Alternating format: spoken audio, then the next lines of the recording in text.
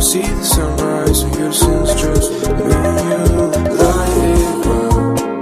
Oh no, let's make. Hi loves, welcome back to my channel. Welcome back to Jennifer Talks. For those of you that are new here, I am Jennifer of Jennifer Talks. So I wanted to bathe my baby and like he would, and I wanted to like give him a bath, but I said, why don't I take these guys, why don't I take you all along with me while I bathe my baby? So that's what we're going to be doing today. I know I've been off YouTube for some time, but play that song, She's Back.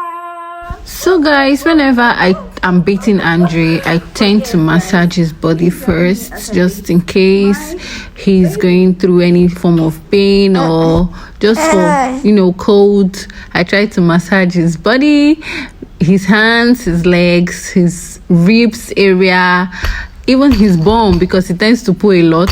I just do that because that's what I learned from my mom. I keep massaging, and after that I go ahead to bathe him.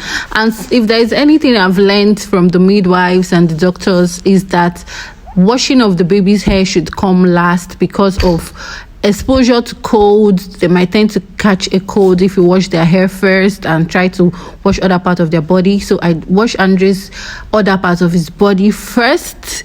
After washing all the parts of his body, making sure that I avoid the soap from getting to his face area and his mouth, his nose, all of that, then I can move over to his head. But in this video we were actually talking about Andrè and how we'd go about his christening. Andrè is due for christening, for his baptism and dedication. So my husband and I were just having a chit chat about it and how churches tend to frustrate new members of their church. Like, we've been on and off this whole thing trying to dedicate Andrè in the church, but there's been so much rules. Like, it's so sad that in the church where you think you find solace, they tend to frustrate you. I know they have doctrines, they have their rules, they have their regulations, but why don't you just like accept your new members with open arms, see where they're coming from, and try to understand their own point of view? Then you can also incorporate what the right things you want them to do too. But it's somehow when you're just like enforcing something, a particular law, a particular rule on your members, you don't even want to hear their own sides. You just want them to do what you want them to do. So we're just talking, and I was telling my husband how I was going to convince a particular pastor that we need to do this christening, this baptism and dedication for Andrè, Thanksgiving in church. How will God bless me with this beautiful bundle of joy and I haven't gone to church to thank him? I know that's not what this video is about, but I'm just trying to break down what we were actually talking about in the video, because I was seriously talking and I really wanted to talk to the pastor. So I went ahead to wash Andrè's hair. He has a lot of hair, so I tend to wash it very, very well, because he sweats a lot too, just so that I can wash off most of the germs that are on his hair.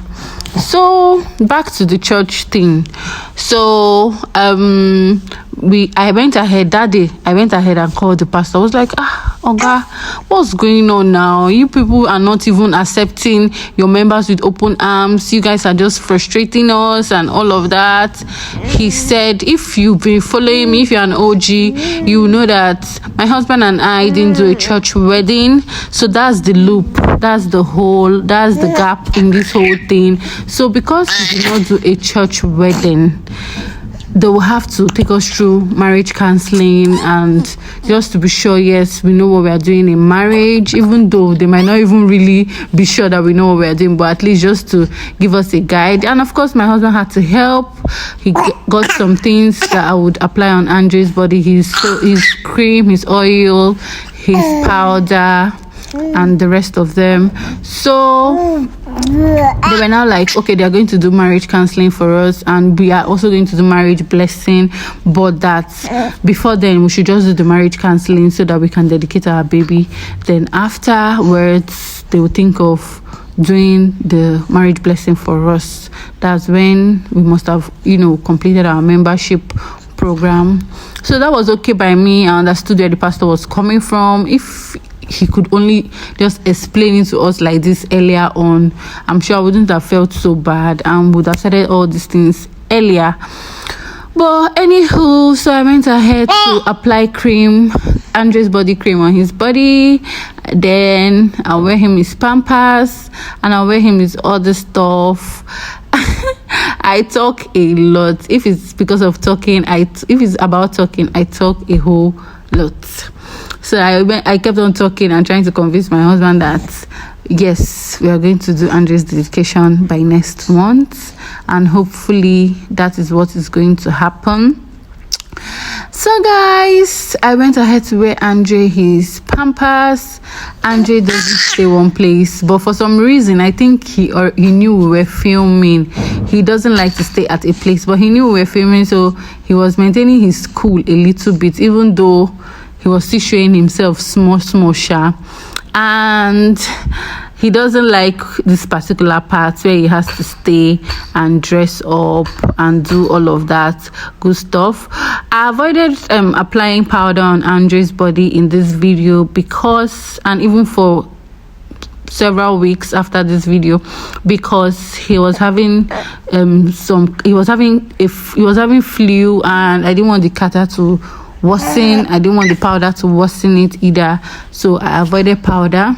So you guys saw when my husband gave me his clothes. He particularly chose these clothes. I don't know for him. I don't know why he wanted Andrè to wear these clothes, but I just, you know, went with the flow. And yes, I was trying. I don't like to wear my baby his tops, his shirts without a singlet inside. It just makes the baby look, you know, too cheap, too ras. So I learned it from a friend. Don't think I've always known this. I learned it from a friend of mine. So I always tend to wear my baby his vests before I wear him his top, so that he doesn't look too ras. After that, I was trying to tell my husband that he should also get the baby's trouser. Why must I have to tell him everything? Like, doesn't he know what he should do? I'm just kidding.